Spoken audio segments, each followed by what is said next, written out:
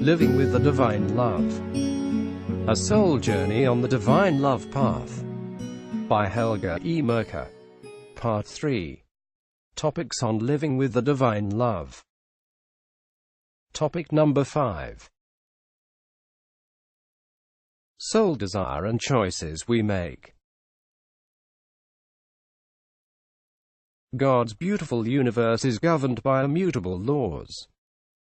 At first our perceptions hardly detect their activity upon us, yet throughout our life's journey we will get greater insights as to what they are and their scope of activity.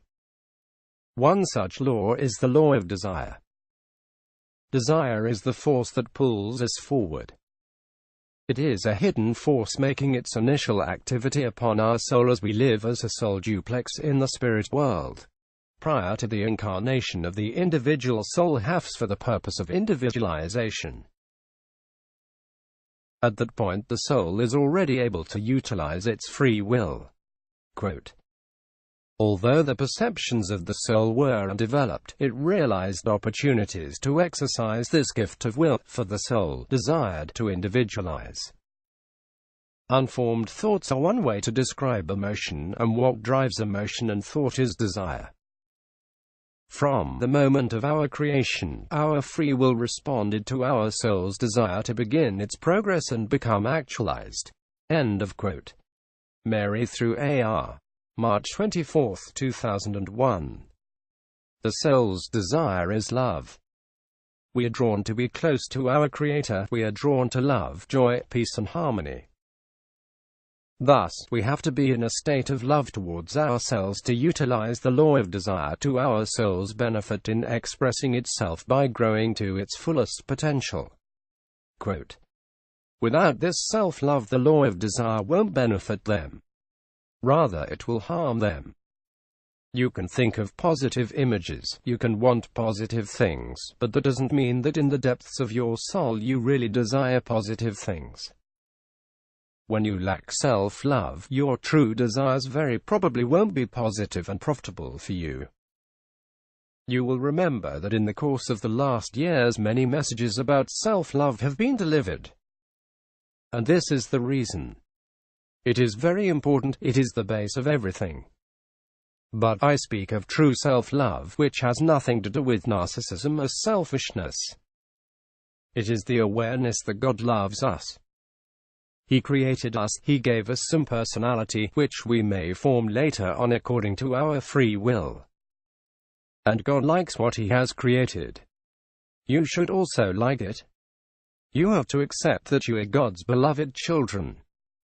Thoughts, or to express it more clearly, desires, always materialize. End of quote. Judas through H. October 22, 2001.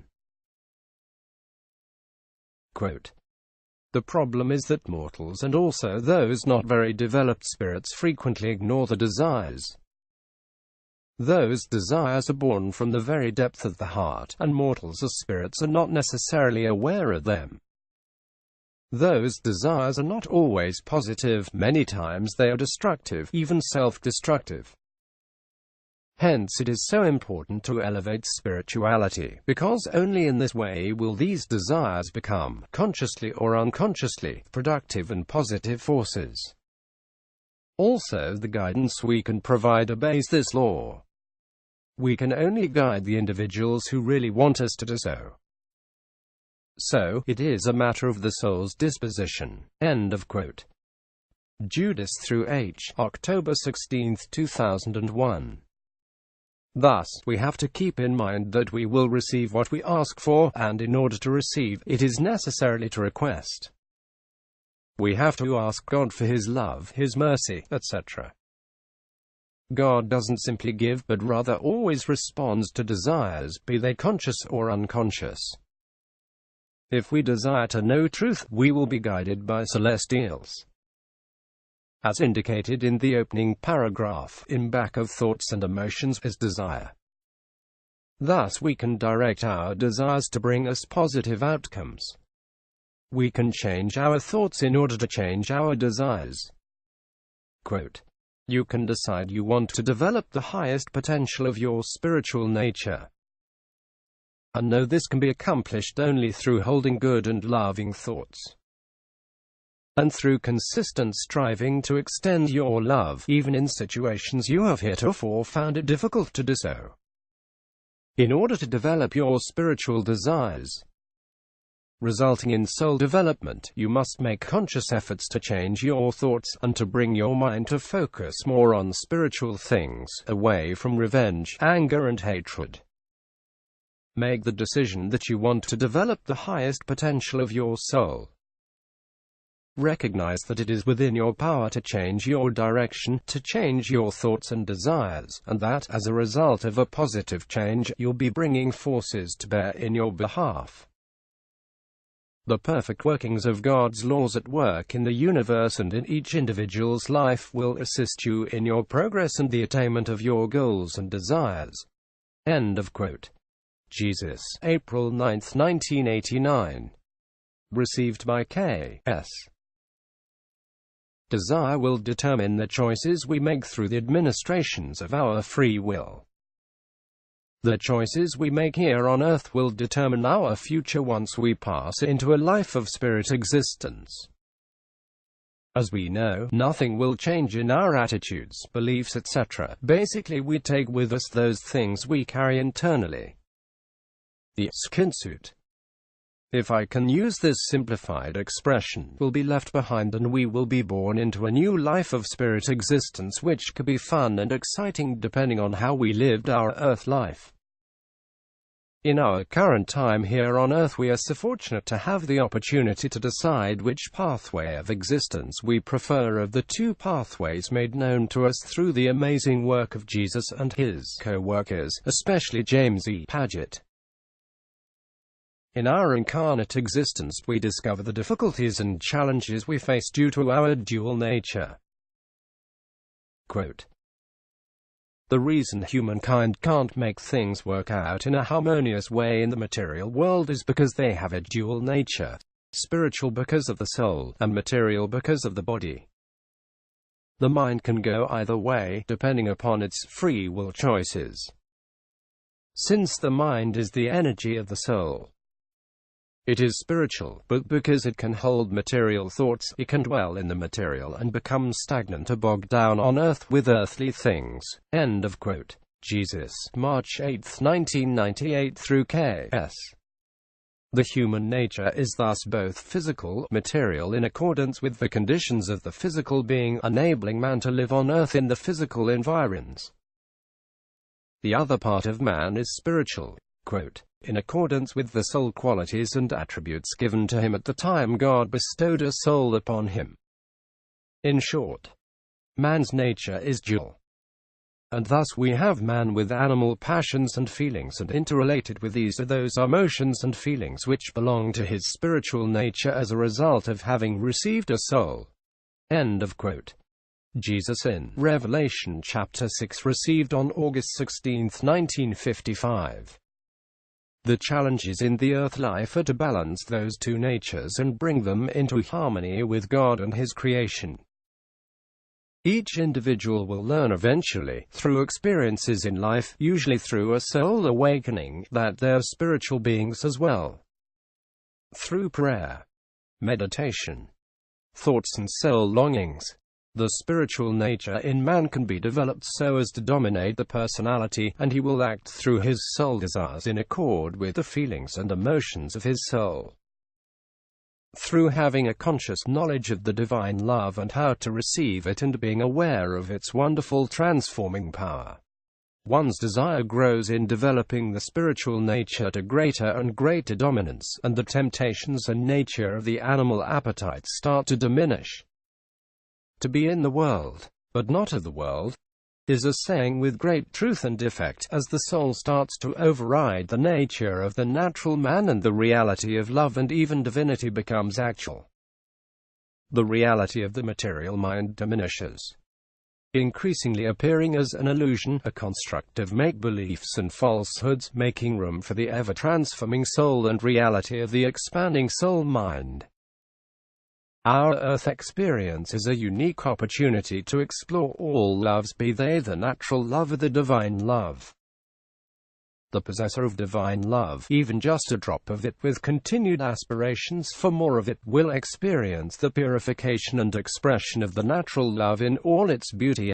Agnes states, quote, "We here in the celestial realms know the totality of love.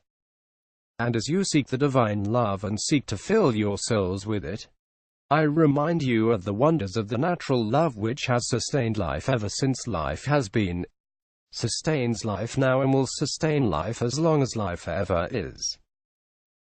In your human experience you are offered a breadth and a depth of experience that is indescribable, and very few ever plumb those depths. It is often only after we make our transition that we become aware of what was available. It's not that we have regrets that we did not experience it all, but I do suggest that you look widely and deeply to see what life offers you. You are not on earth for no reason. Living may be difficult as it is, and yet there are gifts, there are beauties, there are wonders at every turn of the way. Yes, it is vital, it is important that you seek divine love. It is an incredible, unbelievable, indescribable gift. And you bring this gift into you upon the foundation of your experience of the natural love with which you were born, with which you were gifted in full, and which you can express in full." End of quote. Agnes received by James Reed on May 19, 2014. Francis goes on to say, quote, "Natural and divine love are not separated by barriers as may seem to be the case because of the existence of natural and divine love spheres. It is simply the case that there is a transition that is brought about by the action of divine love on the soul of a human which allows progress to the next level. It is vital not to see natural love as the poor cousin of divine love, for this is absolutely not the case, and I cannot stress this too strongly." End of quote.